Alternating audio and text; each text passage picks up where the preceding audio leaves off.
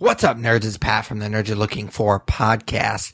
And for longtime listeners, I know this is probably not the way that you expected this episode to start. We normally don't do these weird, awkward introductions. We usually just kind of jump right into the episode. But considering this is kind of a unique episode, I thought that I would kind of give you guys a heads up what to expect from this episode. Tyler and I, as we do every year, went to Indy Pop Con a few weeks ago. And this is our 2017 Indy Pop Con episode. We look forward to the convention every year. We have gone every year, so this is the fourth year that we've gone to this particular convention, and it was a lot of fun, as it always is. It was definitely a unique experience this year because I had to settle up on our Rotten Tomatoes bet. I lost a game that I literally came up with. So I had to cosplay as Slave Leia for a few hours on Friday, and it was kind of embarrassing, but it was a lot of fun. We had a good time with it. I'm not that shy when it comes to stuff like that. I think Tyler was actually a little bit more nervous and more awkward than I was, but I was actually surprisingly awkward. Like, I didn't expect to be, but it was just a lot of like really young girls that were there, like pre-teen girls, and it was very, very awkward for me. I felt kind of like a pedophile, but yeah, it was still a lot of fun. We still had a good time with it, as we do every year at Indy Pop Con. As we do every year, we did a lot of recording at the booth. As people came up to our booth, we were asking what they're into, which is normally how Tyler and I start off each episode, but we thought we'd give our listeners a chance to kind of chime in. And so as people were coming up to the booth and chit-chatting with us, we asked them what they're into. So we got a lot of really cool recordings as far as that's concerned. We were also able to interview the stars of a new animated movie, Bunny Bravo, which is currently in a crowdfunding stage right now to get the funding to actually make the movie. And they were gracious enough to come on our episode. So I will put, of course, the links to their GoFundMe page in the show notes. As we do every year, we recorded on the podcast stage. The guest changes from year to year. We actually got SygMan Gaming on, which is a guest. I mean, I'm excited for every guest that we get because we've gotten really, really lucky. We have not had a shitty guest so far. We're 4 for 4, but he was definitely somebody that I was really, really excited for because other than editing our YouTube channel, I'm not a huge fan of Let's Players, but he is one channel that I look forward to seeing his content because he's a really funny guy and I really enjoy the games that he plays. A lot of times I'm kind of laughing at his pain, especially with the Mario Maker stuff, and we get into that in the recording. He's a really funny guy, and I think it went really well. I hope that it comes across as more of a kind of nerdy gaming kind of conversation. We did have some questions prepared because we're not really great with the whole interview thing. We're not used to interviewing people. It's just kind of the podcast is just us talking back and forth. And when we do have guests, it's more of a conversation than anything else. And that's kind of our wheelhouse. So we didn't want to make it just a straight up interview. We wanted to kind of make it just a gaming conversation. So hopefully that came through, but it was a lot of fun. If you haven't already, check out his channel. I will put the link to his channel in the show notes as well. All right. So this intro went a lot longer than I wanted it to, but we had a lot of fun. There was a lot of stuff to introduce. So without further ado, let's get started.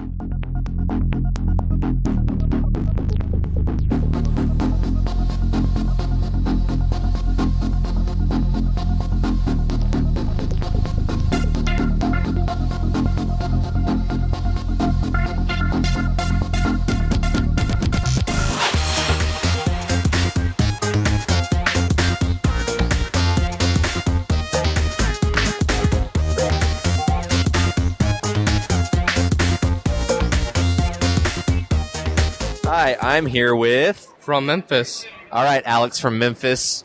What are you into, man? Well, as of now, the Overwatch North and the Northing and the buff on them. Awesome. Yeah, I love Overwatch, but I haven't played it in like a month or two, so I haven't played... Is it a new character, or what is it? Well, they changed people, some character stats. They've released new maps. Reaper has new abilities. Roadhog's been taken down, so it's better to play now. I hate Roadhog. I hate playing against Roadhog, so that's good to hear. He's my least favorite character. Cool, so have a great con, man. Thank you. All right, I am here with a returning guest from last year's Indy Pop Con. How's it going? Good, how are you? Good, so tell everybody what your name is. Tobias. All right, Tobias, what are you into? Hamilton. Hamilton, okay, awesome. I have not listened to the soundtrack or seen it yet. I guess it's amazing. It is phenomenal. I love it. Have you gotten to see it yet, or are you just listening to the soundtrack? I'm just listening to the soundtrack. It's expensive. Yeah. Is this in Chicago right now, right? It's in Chicago, San Francisco, and then they're about to open in LA. Okay, awesome. Yeah, I'd like to see it, maybe whenever they get around to touring it. But I know that Pat also likes the soundtrack quite a bit. I'd like to download it because Lin-Manuel Miranda is amazing. Yeah, he's definitely brilliant. All of his musicals have been revolutionary so far. Yeah, and not only his musicals, like I love the Moana soundtrack so much. Definitely. Moana was a phenomenal Disney movie, one of the best that I've seen. Yeah, no, I love it. I listen to that soundtrack all the time. So, absolutely, thank you for stopping by. Thank you. All right, so it's Pat from the Nerd You're Looking For podcast, and I'm with... Hi, I'm Chris from the Normies on the YouTubes. We're the Normies. All right, so what are you into? Right now, I'm really digging Rick and Morty. Everybody knows I love Rick and Morty, and the new season's going to be starting at the end of this month. I'm really excited. I kind of don't think they're going to continue the story. Like, we're not going to talk about what happened in the last episode ever again. I kind of think, like, it just happened, and, like, that was just, like, the creator's way of being like, yep, there you go. And now, like, just a whole new season that has nothing to do with that. Yeah, that would be awesome. It seems like something that Dan Harmon would do, for sure. Dan Harmon's the kind of guy that, like, really knows, like, his fan base, and he knows that, like, he likes to fuck with them. So, like, he'll probably, like, do something and be like, he gave us, like, an inside story, and he finally gave us, like, a Rick backstory, and then he was like, nah, but that's not even real. Like, Rick just did it as a goof. Like, that's his thing, so. All right, very cool. So where can we find you guys? You can find us on YouTube.com if you just search The Normies. It's a big blue circle with a yellow N in it. We're a group reaction channel, but we do skits as well. All right, very cool. Thank you. All right, sweet. Thank you. Hey guys, it is Tyler, and I am here with Tyler. Nice. So Tyler, what are you into, man? Well, I am very interested in a Cartoon Network cartoon called Mighty Magiswords. Okay, is that a newer show? I've never heard of it. Oh, yeah, it's like, it started out as a series of shorts like 2 years ago on like online shorts, but now they have a half-hour series starting last year. Okay, awesome. And do you know when it airs? Well, they air right now this month. They're airing a new episode every day at 4. Okay, awesome. Well, we'll all have to check that out. Thanks for stopping by, man. No problem. What's up, nerds? Welcome to a special episode of the Nerd You're Looking For podcast, a weekly nerd culture podcast that discusses the culture through various segments. My name, of course, is Patrick Kuhn, alongside my co-host, as always, that Tyler Hunt. How's it going, man? It's going well, man. Excited to be here. Yeah, so like I said, it's a special episode of the Nerd You're Looking For podcast. It's special for two different reasons. We're recording, as always, live from Indy Pop Con, as we do every year. But it's especially special because we have SygMan Gaming, SygMan himself. How's it going, man? It's going, man. This is a really unique experience. Thank you guys for having me on here. No problem. We appreciate you coming on with us, just chit-chatting with us for a little bit. So, like I said, you're from SygMan Gaming, the YouTube channel. Do you just want to go dive right in, kind of pimp all your stuff? I do Let's Plays. I scream an awful lot. Just about all of my audio equipment hates me is about the best way I can describe it. Yeah, so I do Let's Plays as well. We have our own YouTube channel, The Nerd You're Looking For.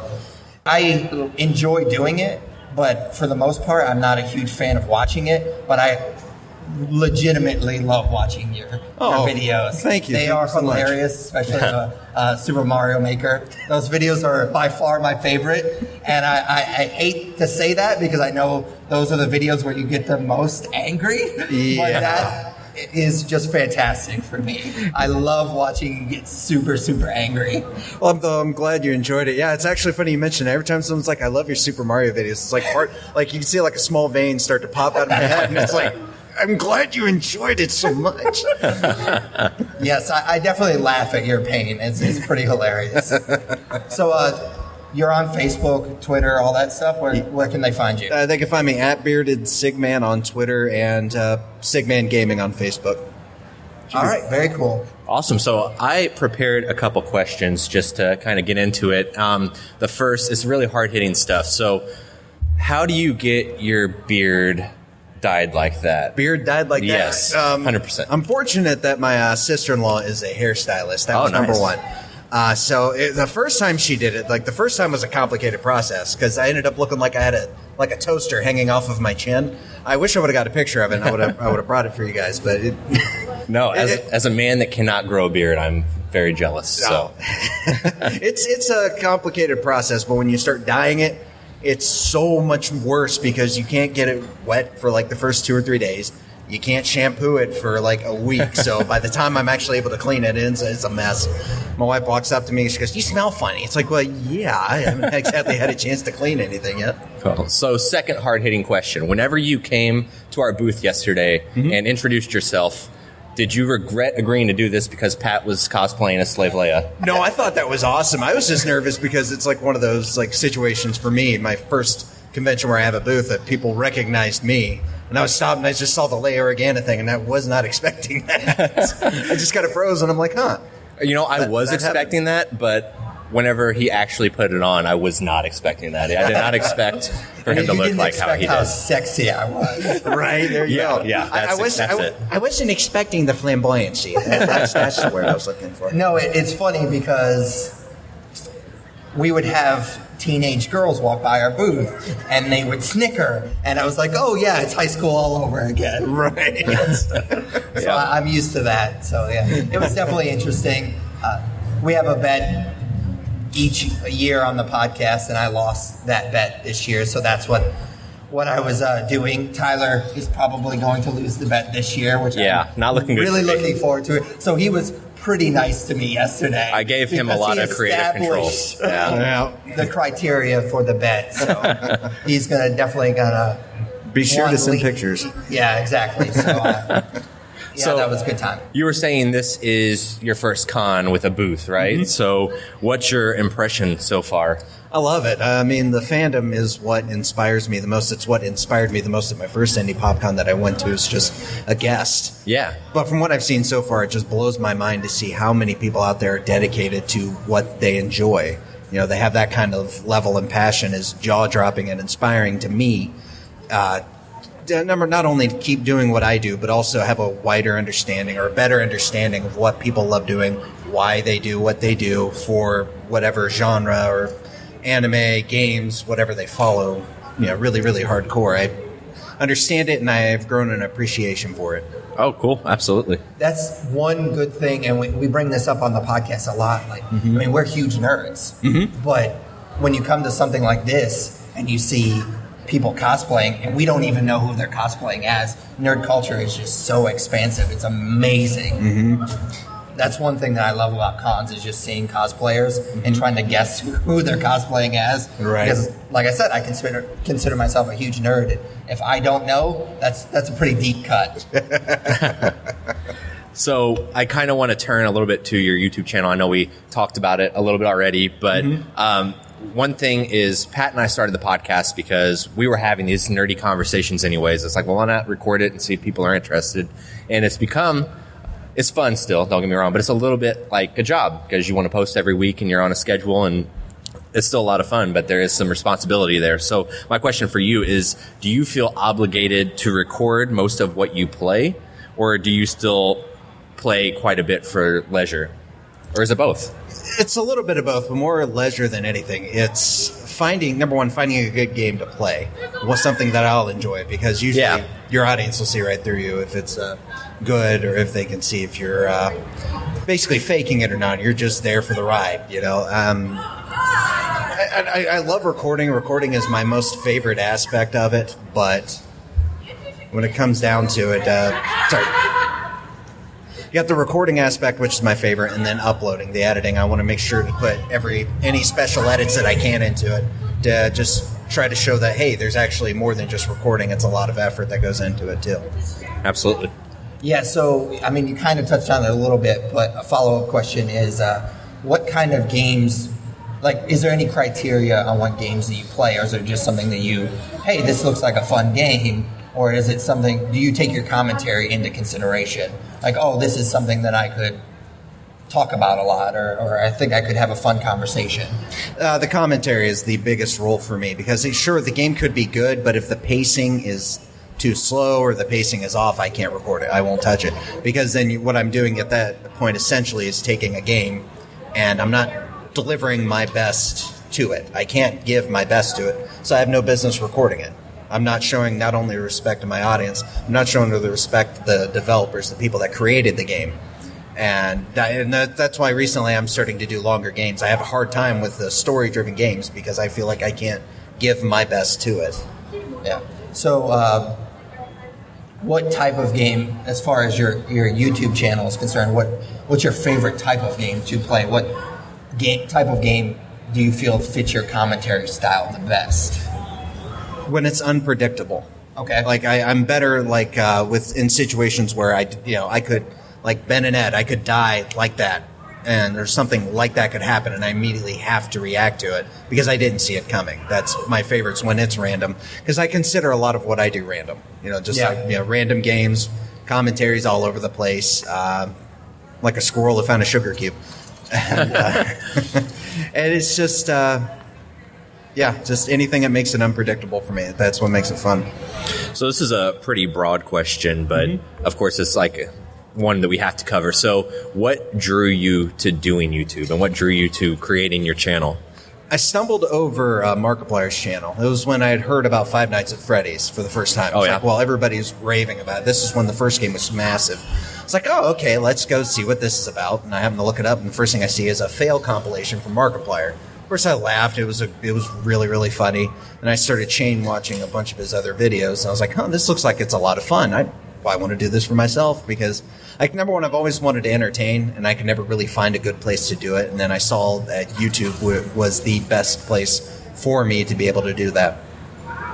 Yeah, awesome. That's interesting, because we've gone to Indy Pop Con every year now, and I had never even heard of him until he had come to Indy Pop Con, and it wasn't something that I was really all that interested in, and I kind of had the similar reaction. Was I started watching his videos because everybody was here to see him that year, and I was like, oh, I should probably check this guy out. And I had a similar reaction. It was just like, wow, I can't believe that this is a thing, and this is awesome. And that's kind of what it took me a couple of years to get the confidence, because we were still trying to build the podcast. But it took me a couple of years to kind of get the confidence to start it on my own.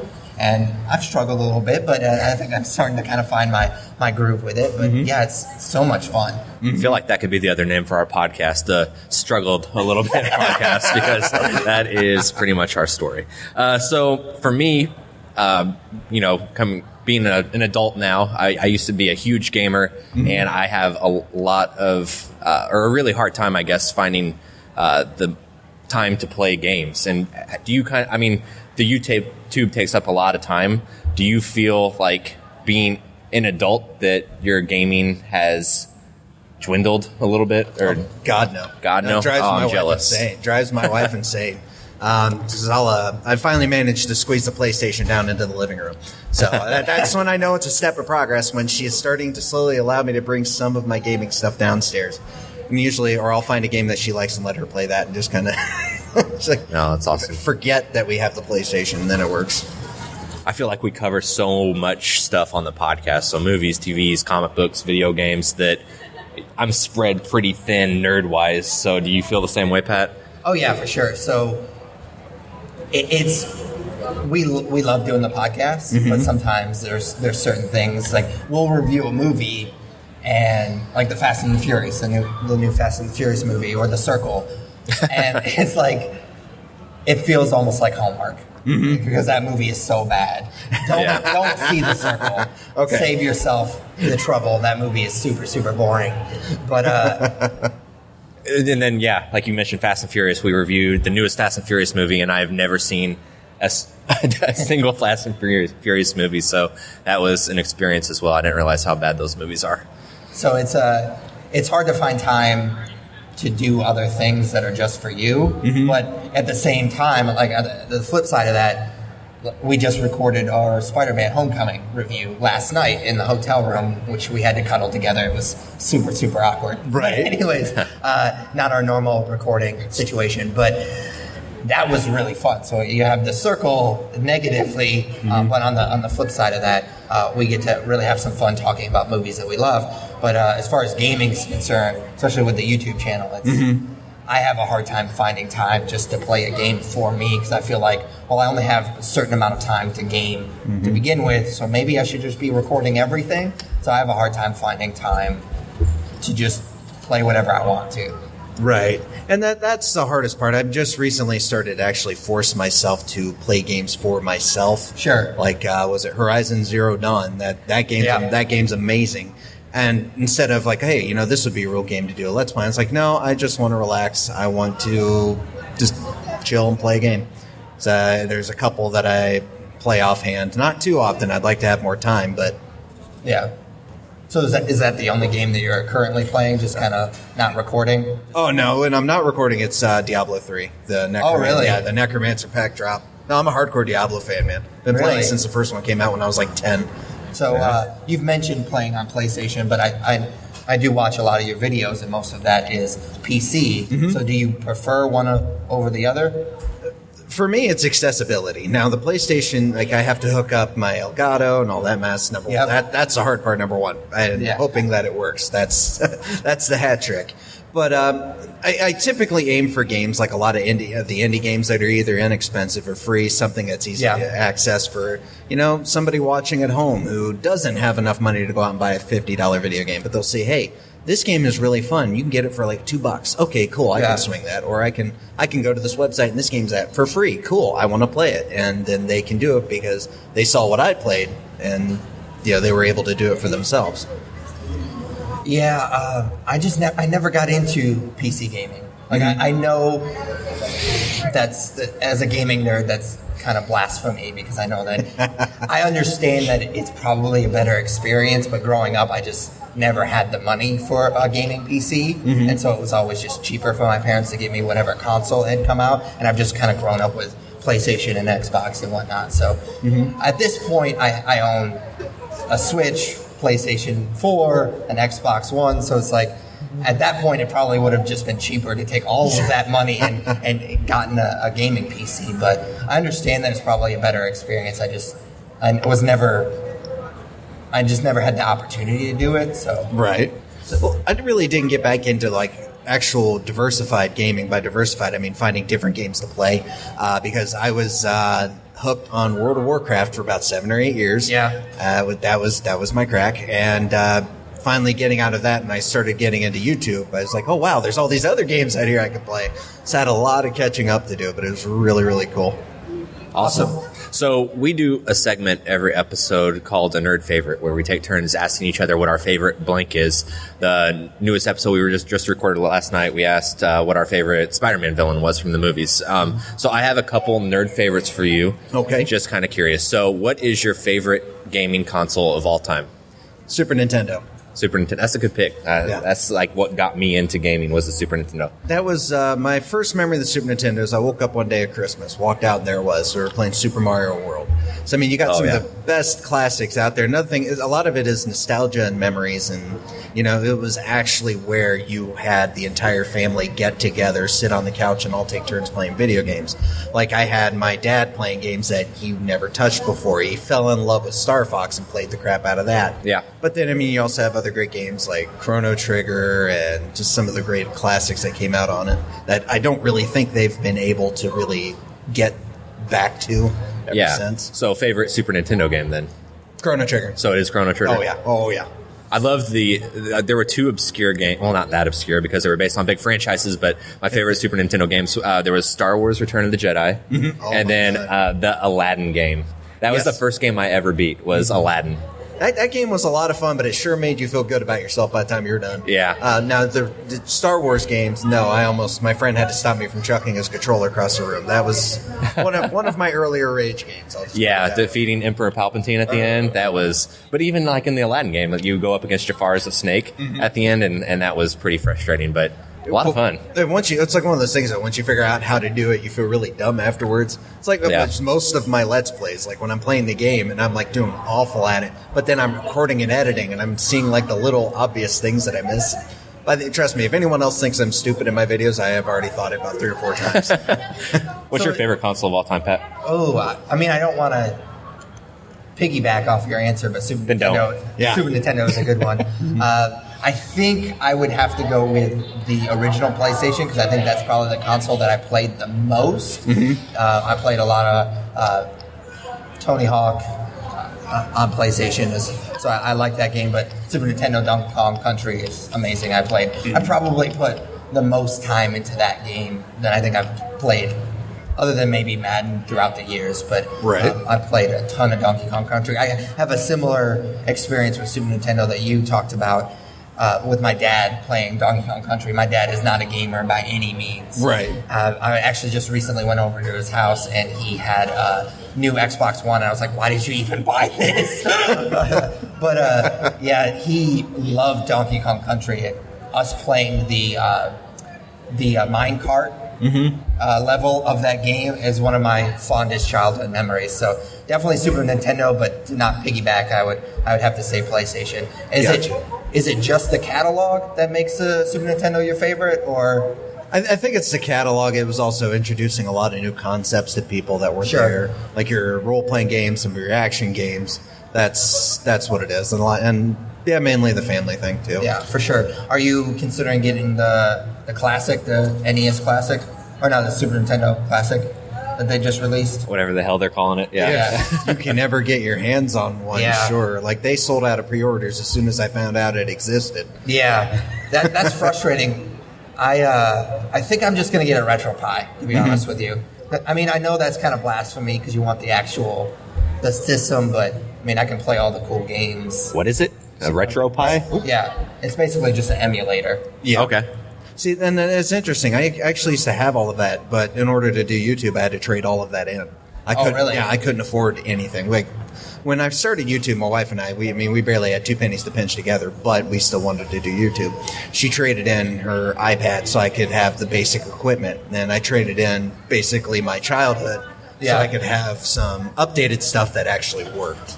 So. Yeah, it is kind of expensive. Like, when you really, really get into it, at first I was just like, oh, well, I'll just try this. And I had my laptop and I just started recording. And yeah, they're all right. I mean, I made do with it for a while. And we had already set up the podcast, so I already had some microphones and stuff like that. So I already had all that equipment. And so I just kind of went with it. But once you get into it, it's just like, oh, well, I kind of want to start doing this, but I need this other thing to do that. So it definitely does get expensive real quick. Yes. That's why I don't do it. So I asked what your favorite console of all time was. One more nerd favorite. So did you pay any attention to E3 this year? I saw the Jesse Wellens incident, and after that, I just kind of shut my brain off. Okay, so it wouldn't do us any good to ask what your favorite news out of E3 was. I mean, well, no, there was the Fallout VR. That sold me on getting the Vive. Okay, cool. So, yeah, Excellent. definitely that. What's yours? I think we've already had this conversation on the podcast before. I don't pay attention to I know. what you said. I didn't hear. You can share. Okay, so I think, a lot of the stuff that came out with the Nintendo, I thought was pretty cool, especially with all the new games that they're going to put out for the Switch, because I got the Switch, and for a long time it kind of felt like, oh, I just got a Zelda machine, because that's really the only game that had come out for it yet. Right. And then, Mario Kart 8 Deluxe came out for it, so I've been playing that a lot. But for the most part, there hasn't been that many games for the Switch so far. I'm looking forward to Skyrim being re-released on the Switch. I think that'll be real cool. But mostly just like Kirby and Mario Odyssey. A lot of the stuff that Nintendo put out for E3 was kind of my favorite day of the conference. Mine would be SpiderMan for PS4. Oh, yeah. That pretty much sold me on getting a PlayStation 4. Because I'm an Xbox One guy, but I'm also a huge nerd, huge SpiderMan guy. He's on my shirt right now. So obviously, I'll get a PlayStation 4 just to play that game. It looks amazing. In that case, I'm surprised you didn't bring up Spider-Man 2 game. Oh, the Spider-Man 2. Oh, my God, that game is amazing. Talk about nostalgia. Holy cow. That was quite the. I remember getting so excited with that first Spider-Man movie game, and there was no mechanics to it. You could web sling, but you weren't web slinging to anything. So how they polished that up for Spider-Man 2 was crazy. Like movie video games typically blow, and that takes the cake. That game is awesome.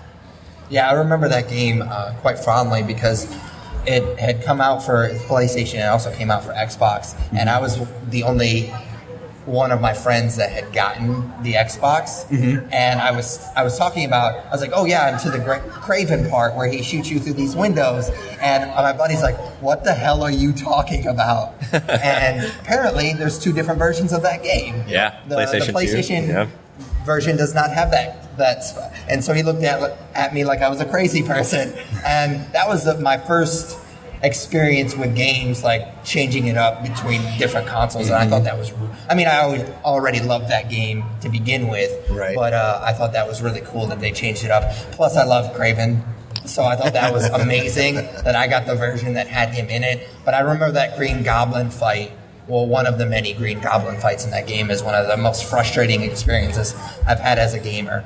I thought that was pretty ridiculous.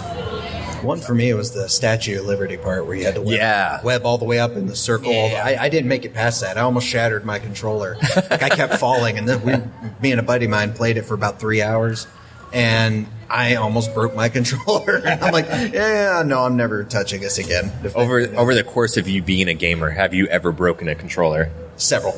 Yes. Do you have a number? I'm just curious. Oh, wow. It's a lot if you have to think about it for this long. What about you? About roughly 6. So 6? No, I take care of my shit. So, no. I've thrown plenty of controllers, but I was pretty poor growing up. So if we broke something, we didn't get it again. Oh, yeah. So, yeah, I had to be pretty careful with all of my stuff. That's surprising because I've played board games with you, and I see how pissed you get. I've gotten really better about it. I don't believe you. This was like a year ago. She's a calming influence on me for sure. And I'm not just saying that to get brownie points because she doesn't listen to the podcast. Right. So, no, she definitely is a calming influence on me. But like I said, I try not to throw games or controllers. My brother did that a lot growing up. But probably because he had you as a brother. I have legitimately punched walls, though. Yep. That was always my thing. There was, and Matt can contest to this, my buddy Matt in the audience, because I was over at his roommate's, and there's an indentation of my fist in his roommate's wall because I got very angry at Halo. I've never done any of that because I'm a normal person. So no broken controllers, no holes in walls. So you just asked the question so you could feel better than us. Oh, 100%, yeah. I used to have a bad habit of punching my monitor when I was younger. Oh, yeah. No, and these are the tube monitors. And after about 3 or 4 times of that, I stopped punching walls and just started slinging controllers for a time after that. I remember when I was like 6 years old, I was playing Super Nintendo, and I had rented like the Beethoven game.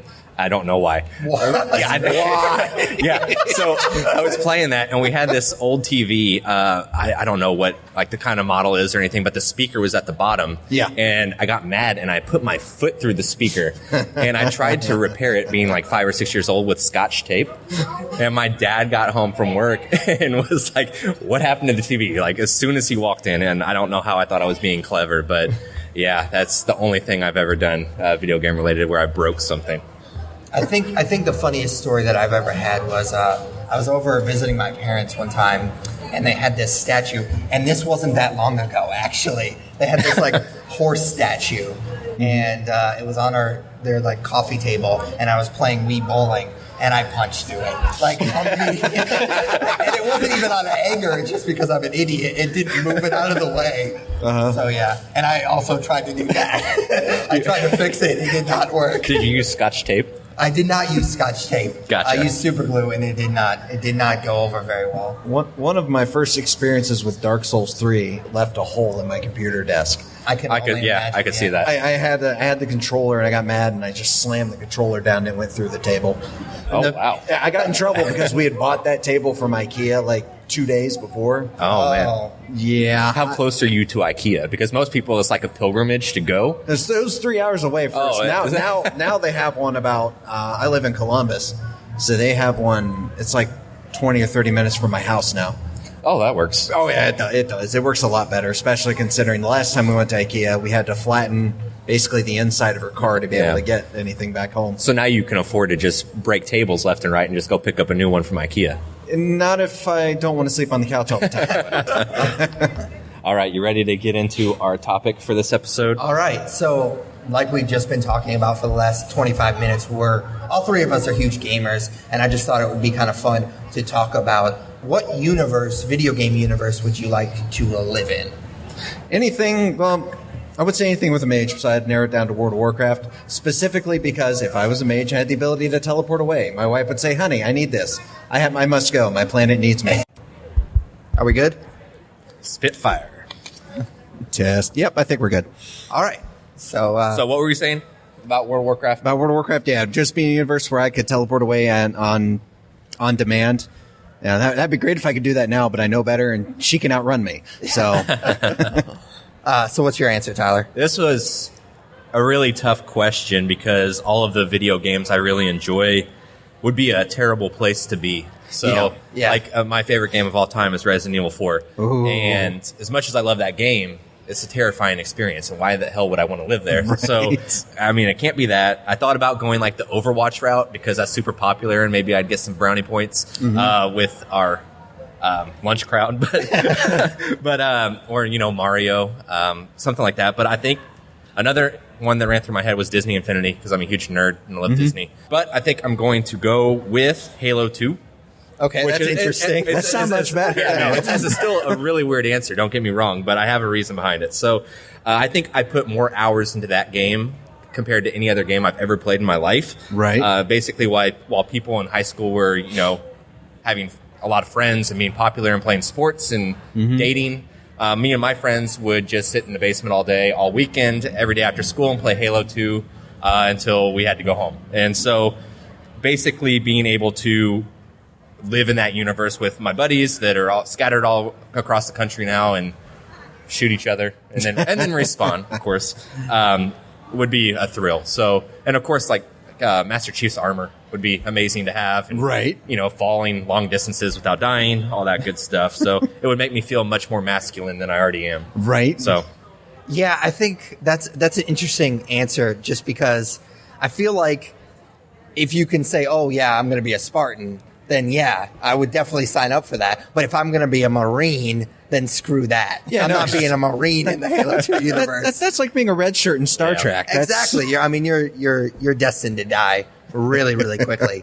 So my answer, given my shirt, should be pretty obvious. But I honestly did not plan this because we don't plan anything on this podcast. But my answer is Pokemon. Mm-hmm. That would just be amazing. I love animals. And the idea of making them fight each other? Well, and they're fine. Keeping them in balls and imprisoned all day? Okay, well, you guys are making me feel real bad about my answer. Yeah. No, being able to collect Pokemon in real life. I mean, I love Pokemon Go, but to a certain extent, it's all right. But, yeah, I just love collecting them. That would be amazing. Now, I would have to become a vegetarian because there's no cows or anything to eat. And I couldn't eat a Pokemon, so I would have to become a vegetarian. But this is getting a little dark. Yeah, a little bit. But that's definitely a sacrifice that I'm willing to make. So cool. You want to put a bow on this, or? Oh yeah, for sure. So where can they find your everything? They can find, but wow, that's like your address. That would be super weird. I don't think we're ready for that step yet. Where can they see where you sleep? Well, then go to YouTube, but I can't promise you'll see me sleeping. I haven't passed out at my desk yet, so that's a plus, I guess. You can find me on YouTube, youtube.com/SygMan, Twitter @BeardedSygMan, or just look me up on Facebook, SygMan Gaming. All right, so for those that are eating their lunch, what booth are you at? I am at booth 1147, so if you want to come by, say hi, feel free. All right. Very cool. We appreciate you being on. This is a lot of fun. Man. Thank you. As always, you can follow us on Twitter and Instagram. It's both at The Nerds Podcast. Like us on Facebook. Follow us on Google+. You can check out our website, thenerdspodcast.com. You can email us at thenerdsyou'relooking4@gmail.com. For Patrick Kuhn. Well, what booth are we at, man?